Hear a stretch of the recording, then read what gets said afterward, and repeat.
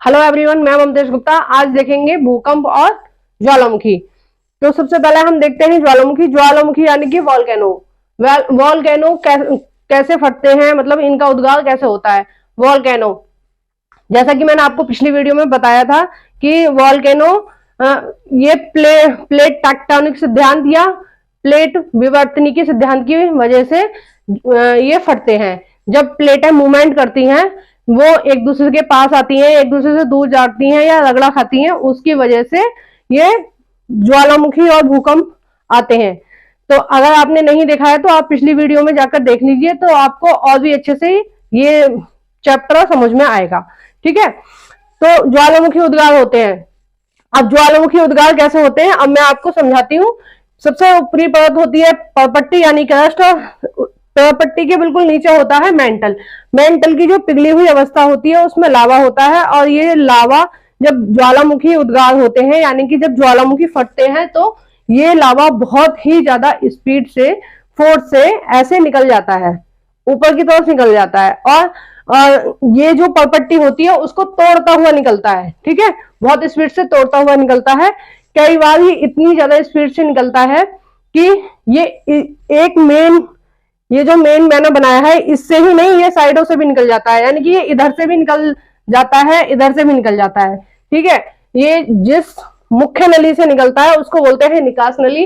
और सबसे ऊपर जो पृथ्वी की ऊपरी सतह पर हमें जो छेद दिखाई देता है जहां से लावा निकलता है उसको बोलते हैं हम क्रेटर।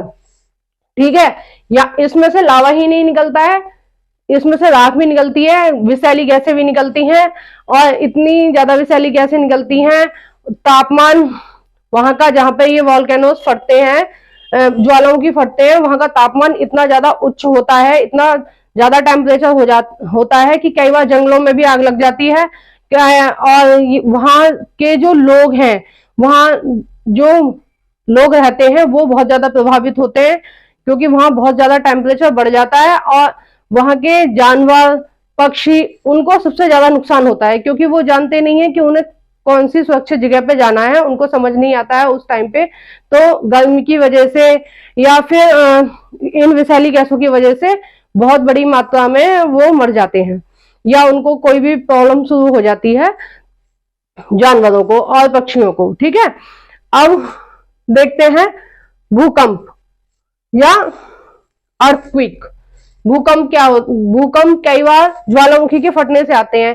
जब मैग्मा ऊपर आता है, ठीक है, जब वो क्रस्ट को तोड़ता हुआ ऊपर आता है, तो जब बहुत स्पीड से ऊपर आएगा तो स्वाभाविक सी बात है कि आसपास की जो पृथ्वी है वो हिलेगी।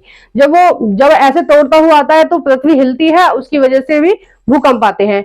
लेकिन जो जब मोस्टली जो भूकंप आते हैं वो प्लेट विवर्तनिकी सिद्धांत यानी कि प्लेटों के मूवमेंट की वजह से ही आते हैं।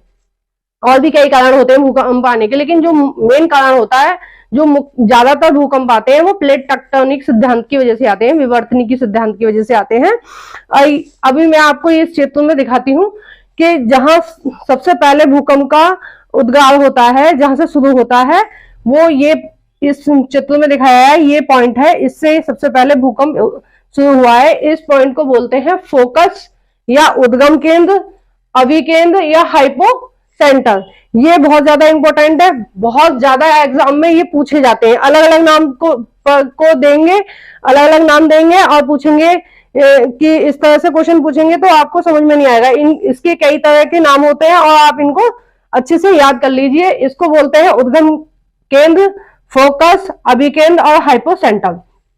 ठीक है, ये तो हो गया पृथ्वी के आंतरिक, अंदर, जहां से भूकंप स्टार्ट होता है, जहां से भूकंप की तरंगें स्टार्ट होती हैं, और जहां पर ये महसूस की जाती हैं, पृथ्वी के ऊपरी सतह पर जहां पर ये महसूस की जाती हैं, उसको बोलते हैं एपिसेंटर या अधिकेंद्र। ठीक है, यहां सबसे ज्यादा जो विनाश होता है वो यही होता है, पृथ्वी के ऊपरी सतह पर। जब भूकंप आते हैं तो 3 प्रकार की तरंगें प्रवाहित होती हैं, यानी कि चलती हैं। पहली है पी तरंगे, अनुदैर्घ्य तरंगे भी बोलते हैं इनको।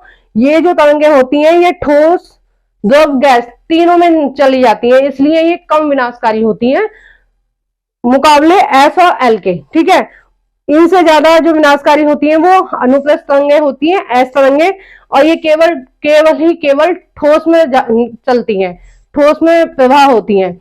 ये गैस में और द्रव में प्रवाह नहीं होती हैं। जैसे कि मेंटल पिघली हुई अवस्था में है तो ये उसमें प्रवाह नहीं होंगी, ये केवल ठोस में ही प्रवाह होती हैं, ठीक है। और एल तरंगे होती हैं पृष्ठीय तरंगे, ये केवल धरातल के साथ साथ चलती हैं, इन्हें धरातलीय तरंगे भी बोलते हैं, और ये सबसे ज्यादा विनाशकारी होती हैं। इनकी गति सबसे धीमी होती है लेकिन सबसे ज्यादा विनाशकारी होती है, ठीक है। अब हम देखते हैं कि हम किस पर नापते हैं, किस पर देखते हैं कि भूकंप कितनी तीव्रता थी, कितने टाइम तक रहा भूकंप और कहां था उसका अधिकेंद्र। तो इस सब को नापने के लिए सिस्मोग्राफ एक यंत्र होता है, उस पर ग्राफ जैसा बनता है, और जो वैज्ञानिक होते हैं उस पर अध्ययन करके बताते हैं कि भूकंप की अवधि कितनी थी, भूकंप की तीव्रता कितनी थी, भूकंप का सेंटर कहाँ था और भूकंप का फोकस कहाँ था, सब कुछ इस यंत्र की वजह से पता लगाते हैं। एक दूसरा यंत्र होता है, ये होता है रेक्टल स्केल के। इस यंत्र से केवल और केवल भूकंप की तीव्रता पता लगाई जा सकती है, और ये जो तीव्रता होती है ये 1 से 12 तक होती है, ठीक है। इसमें बहुत ज्यादा कंफ्यूजन रहता है रेक्टर स्केल में और सिस्मोग्राफ में, तो आप इसको ध्यान से देख लेना। आपने हाल फिलहाल में देखा होगा टर्की में एक भूकंप आया है जिसकी तीव्रता 7 पॉइंट कुछ थी, ठीक है, मुझे एग्जैक्ट याद नहीं है, 7 पॉइंट कुछ थी। तो 7 पॉइंट थी तो इतना ज्यादा भीषण था कि वहां पर हजारों लोगों की मृत्यु हो गई, और कई सारी बिल्डिंग ऐसे देखते ही देखते जमींदोज हो गई, बहुत ज्यादा नुकसान हुआ था 7 पॉइंट कुछ पर, ठीक है। और जो सबसे कम विनाशकारी होती है वो 2 पॉइंट होती हैं, मतलब जो 2 होता है 2 पॉइंट होती हैं वो सबसे कम विनाशकारी होती है। वो ऐसे मतलब बस महसूस होता है कि हाँ भूकंप आया है, और उसमें बहुत ज्यादा हानि नहीं होती है। लेकिन आप देख सकते हैं 7 पॉइंट में कितनी ज्यादा हानि हुई थी कि बिल्डिंग पूरी गिर गई थी और हजारों लोगों की मृत्यु हो गई, बहुत ज्यादा प्रॉब्लम हो गई थी। तो इसी तरह की छोटी छोटी इन्फॉर्मेशन के लिए सब्सक्राइब करें मेरा चैनल एनसीईआरटी ममतेश गुप्ता।